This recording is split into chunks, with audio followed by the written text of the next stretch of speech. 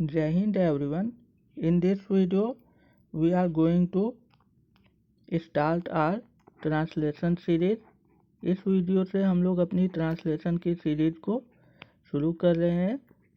अगर आपको ये वीडियो अच्छी लगे तो इसको लाइक कीजिए, अपने फ्रेंड्स के साथ शेयर कीजिए और चैनल को सब्सक्राइब कीजिए। तो हम लोग स्टार्ट करते हैं। ट्रांसलेशन को हिंदी में हम लोग अनुवाद कहते हैं। आपका समय लॉस ना हो इसलिए मैंने पहले ही सब कुछ लिख के रखा हुआ है, बस मैं आपको एक्सप्लेन करता चलूँगा और आप समझते चलिए। टेंस 3 प्रकार के होते हैं। टेंस मुख्य रूप से 3 प्रकार के होते हैं, जो कि इस प्रकार हैं। पहला प्रेजेंट टेंस होता है, जिसको कि हिंदी में हम लोग वर्तमान काल कहते हैं। दूसरा पास्ट टेंस होता है, जिसको हिंदी में हम लोग भूतकाल कहते हैं। और अंतिम तीसरा टेंस फ्यूचर टेंस होता है, जिसको कि हम लोग भविष्य काल कहते हैं। सभी टेंस के 4 उप प्रकार होते हैं, मतलब को टाइप होते हैं या सब टाइप होते हैं। तो इंडेफिनिट या सिंपल पहला होता है, दूसरा कॉन्टिन्यूअस या इम्परफेक्ट होता है, तीसरा परफेक्ट और चौथा परफेक्ट कॉन्टिन्यूअस होता है। इसका अर्थ यह है कि प्रेजेंट टेंस के 4 प्रकार होंगे, पास्ट टेंस के भी 4 प्रकार होंगे, फ्यूचर टेंस के भी 4 प्रकार होंगे। तो प्रेजेंट टेंस के 4 प्रकार क्या क्या हैं हम लोग उसको देखते हैं। तो प्रेजेंट टेंस का जो पहला प्रकार होगा वह प्रेजेंट इंडेफिनिट टेंस होगा, जिसको कि आप सिंपल प्रेजेंट भी बोल सकते हैं। यहाँ पर मैंने आपको ऊपर बताया हुआ है, यहाँ पर इंडेफिनिट या सिंपल लिखा हुआ है। आप सिंपल प्रेजेंट टेंस बोलिए या तो प्रेजेंट इंडेफिनिट टेंस, दोनों का अर्थ एक ही है। आप कॉन्टिन्यूअस को इम्परफेक्ट भी बोल सकते हैं। तो पहला आपका है प्रेजेंट इंडेफिनिट टेंस, दूसरा आपका प्रेजेंट कॉन्टिन्यूअस टेंस या इसको आप प्रेजेंट इम्परफेक्ट टेंस भी बोल सकते हैं। तीसरा आपका प्रेजेंट परफेक्ट टेंस होगा, चौथा आपका प्रेजेंट परफेक्ट कॉन्टिन्यूअस टेंस होगा। इसी तरह पास्ट के भी 4 को टाइप्स होते हैं, जिनको कि इस प्रकार कहते हैं। पास्ट इंडेफिनिट टेंस या simple past, past continuous tense या past imperfect tense, past perfect tense, past perfect continuous tense. और फ्यूचर के भी 4 को टाइप्स होते हैं। पहला जो है आपका फ्यूचर इंडेफिनिट टेंस या सिंपल फ्यूचर, दूसरा आपका फ्यूचर कॉन्टिन्यूअस टेंस, तीसरा आपका फ्यूचर परफेक्ट टेंस और चौथा और अंतिम आपका फ्यूचर परफेक्ट कॉन्टिन्यूअस टेंस। तो हम लोग स्टार्ट करेंगे प्रेजेंट इंडेफिनिट टेंस से। उसके पहले हम लोग देख लेते हैं। इस तरह कुल मिला के 12 काल होते हैं। Hence total tenses is 3 × 4। 3 मतलब मुख्य होते हैं इसलिए 3, और सभी मुख्य टेंस के 4 उप भाग होते हैं। तो 3 × 4 कुल मिला के 12 हो गए। तो टोटल टेंसेज 12 हैं। इन 12 टेंसेज के स्ट्रक्चर संरचना को हम लोग समझने की कोशिश करेंगे आगे।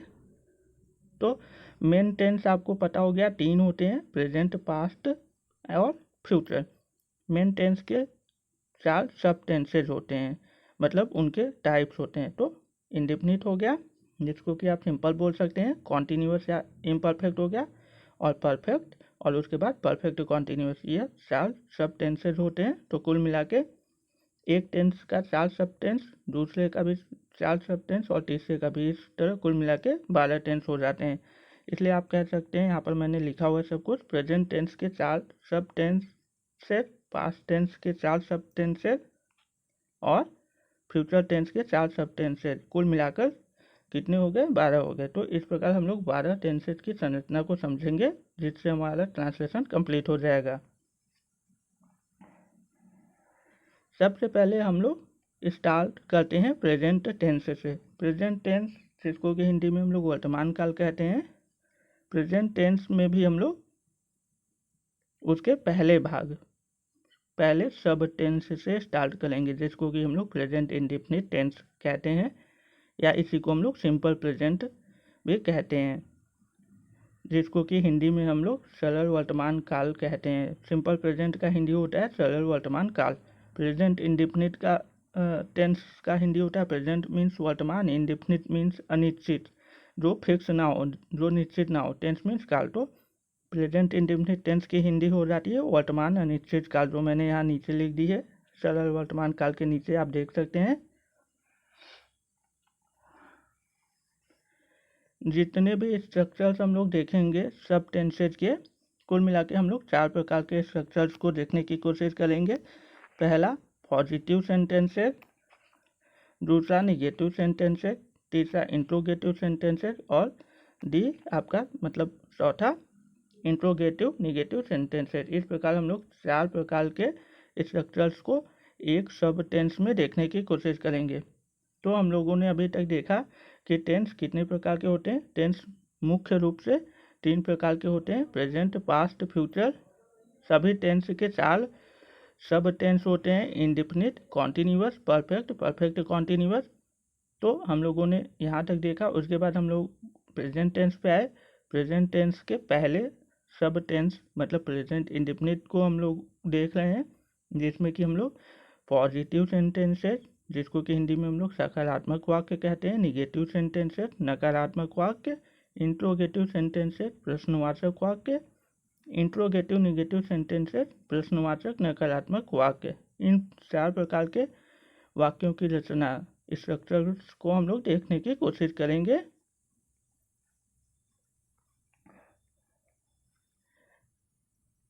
तो प्रेजेंट इंडेफिनिट टेंस को हम लोग कैसे पहचानेंगे कि कौन सा वाक्य प्रेजेंट इंडेफिनिट टेंस का है, कि जब हम लोग पहचानेंगे तभी तो हम लोग उसके रूल को, उसके स्ट्रक्चर को या उसके फॉर्मूला को, जो भी आप कह लीजिए, उसका यूज़ करके, इस स्ट्रक्चर का यूज़ करके सेंटेंस को बना पाएंगे। अगर हम लोग को पता ही नहीं होगा तो गलत हो जाएगा। तो कैसे पता करेंगे कि कोई वाक्य हिंदी का वह प्रेजेंट इंडेफिनिट टेंस का है। तो यहाँ पर मैंने कुछ लिखा हुआ है, आप देख सकते हैं। जिन वाक्यों के अंत में टा है, टी है, ते है, ता हूँ आदि जैसे वाक्यांश आते हैं, सामान्यतः प्रेजेंट इंडेफिनिट टेंस के होते हैं। जैसे यहाँ पर मैंने कुछ उदाहरण लिख दिया है, उसका इंग्लिश भी लिखा है। आप परेशान मत होइए, आगे आपको सब कुछ समझाते चलेंगे।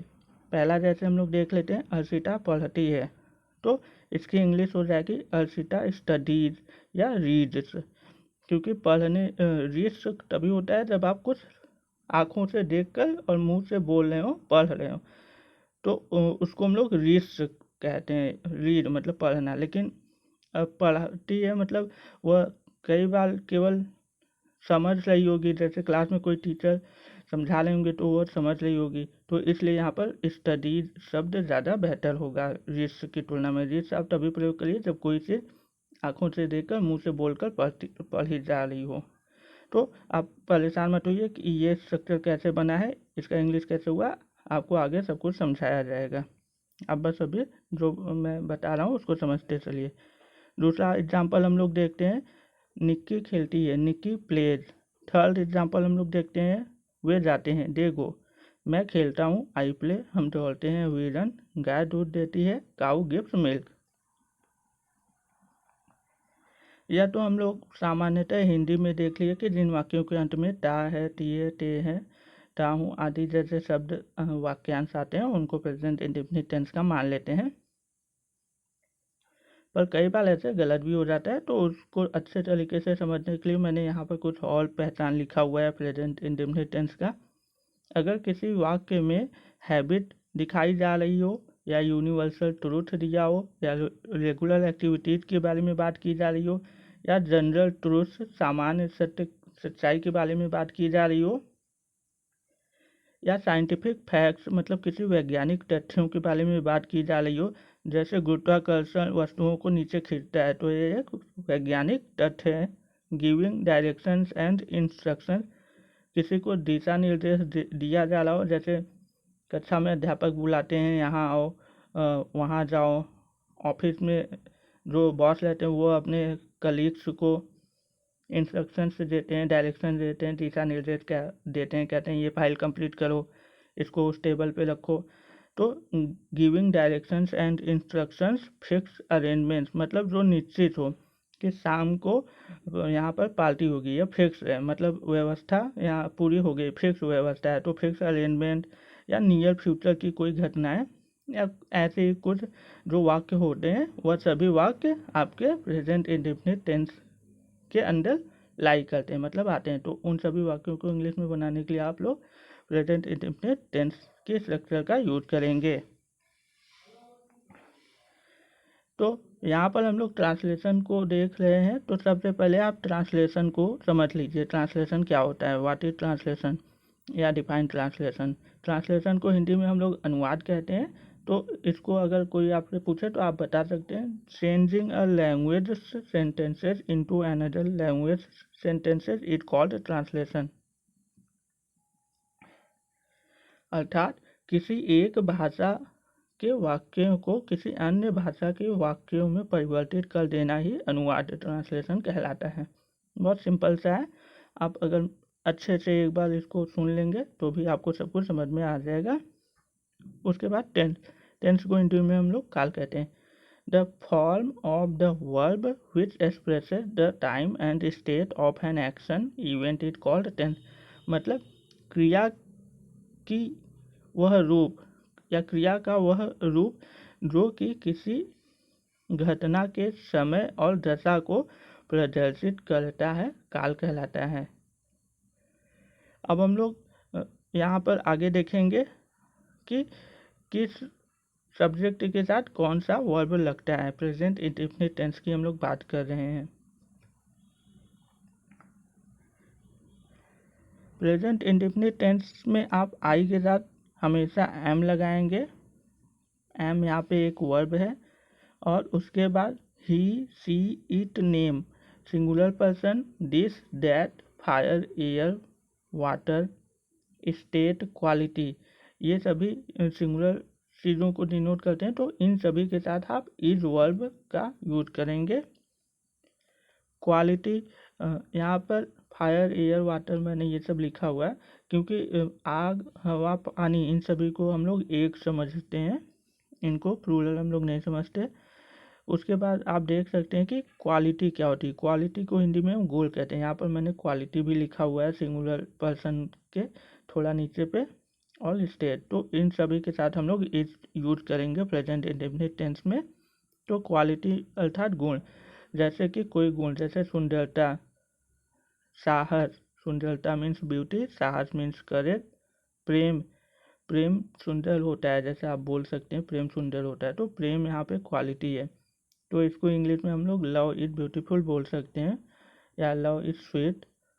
सच्चाई या सत्य, ट्रूथ, मेहनत, लेबर या वर्क, ये सभी गुण हैं, क्वालिटी हैं। दशा, दशा को इंग्लिश में हम लोग स्टेट कहते हैं, जैसे बाल्यकाल, चाइल्डहुड। बाल्यकाल अच्छा होता है या बहुत ही अच्छे दिन होते हैं बाल्यकाल के। तो चाइल्डहुड डेज आर ब्यूटीफुल, ऐसे हम लोग लिख सकते हैं। अभी आगे आपको सब कुछ बताऊंगा कि कैसे आप यूज करेंगे, बस आप समझते चलिए अभी जो समझा रहा हूँ। दशा, जिसको कि इंग्लिश में हम लोग स्टेज कहते हैं, और दशाएं बहुत प्रकार की हो सकती हैं, जैसे बाल्यकाल, चाइल्डहुड, युवावस्था, यंग एज, बुढ़ापा, ओल्ड एज, कमजोरी, वीकनेस, ईटीसी। तो अभी तक हम लोगों ने देखा कि प्रेजेंट इंडेफिनिट टेंस में आई के साथ am, he she it name, और उसके बाद singular persons, air, water, fire, और क्वालिटी, स्टेज, इन सभी के साथ हम लोग इड का प्रयोग करते हैं। उसके बाद यहाँ पर प्लूरल जो सब्जेक्ट हैं उनको देखते हैं। We, you, they, these, those, plural persons मतलब एक से अधिक लोग, सिंगुलर पर्सन अर्थात एक लोग या एक वचन, प्लूरल पर्सन मीन्स बहुवचन। पेरेंट्स, पेरेंट्स भी प्लूरल है क्योंकि पेरेंट्स में मदर फादर दोनों इंक्लूड होते हैं, तो एक से ज़्यादा लोग हैं इसलिए यह प्लूरल में आता है। टीचर्स, क्योंकि टीचर्स में भी एक से ज़्यादा लोग हैं। चिल्ड्रेन, चिल्ड्रेन में ढेर सारे बच्चे होते हैं। चाइल्ड मतलब एक बच्चा, चिल्ड्रेन मतलब ढेर सारे बच्चे, तो ये सभी प्लूरल पर्सन्स हैं। तो इन सभी के साथ हम लोग आगे ईटीसी लगाए, मतलब और भी जो प्लूरल पर्सन्स हो सकते हैं उन सभी के साथ हम लोग आर वर्ब का यूज करेंगे। तो अभी तक हम लोगों ने समझा कि टेंस मुख्य रूप से 3 प्रकार के होते हैं, प्रेजेंट, पास्ट, फ्यूचर। सभी टेंस के 4 सब टेंसेज होते हैं, present indefinite tense, present continuous tense, present perfect tense, present perfect continuous tense. Past tense के 4 सब टेंस होते हैं, past indefinite tense, past continuous tense, past perfect tense, past perfect continuous tense. Future tense के भी 4 सब tenses होते हैं, future indefinite tense, future continuous tense, future perfect tense और फ्यूचर परफेक्ट कॉन्टिन्यूस टेंस। उसके बाद हम लोगों ने प्रेजेंट टेंस को स्टार्ट किया। प्रेजेंट टेंस में हम लोगों ने सबसे पहले प्रेजेंट इंडेफिनिट को देखने की कोशिश करी है अभी तक। उसमें भी हम लोगों ने समझा कि उसकी पहचान क्या होती है, उसके वाक्यों की, प्रेजेंट इंडेफिनिट टेंस में आने वाले वाक्यों की पहचान क्या होती है। उसके बाद हम लोगों ने ट्रांसलेशन की इंग्लिश मतलब डिफिनीशन देखी, वर्ब को हम लोग इंग्लिश में कैसे डिफाइन करते हैं वह हम लोगों ने देखा। उसके बाद हम लोगों ने देखा कि प्रेजेंट इंडेफिनिट में किस सब्जेक्ट के साथ कौन सा वर्ब हम लोग यूज करते हैं। तो इस वीडियो में हम लोगों ने पूरा अच्छे से बेसिक को स्टार्ट कर लिया है, समझा भी है। अब हम लोग नेक्स्ट वीडियो में प्रेजेंट इंडेफिनिट टेंस जो कि हम लोगों ने अभी तक समझ लिया है कि कौन से सब्जेक्ट के साथ कौन सा वर्ब यूज होता है, नेक्स्ट वीडियो में हम लोग सेंटेंसेस को कैसे बनाया जाता है उसको समझने की कोशिश करेंगे। अगर आपको यह वीडियो अच्छी लगी हो तो आप वीडियो को लाइक कर सकते हैं, और आपका कोई टॉपिक हो तो आप अपने टॉपिक को कमेंट कर सकते हैं। I will try to make videos when I have time. Thank you so much.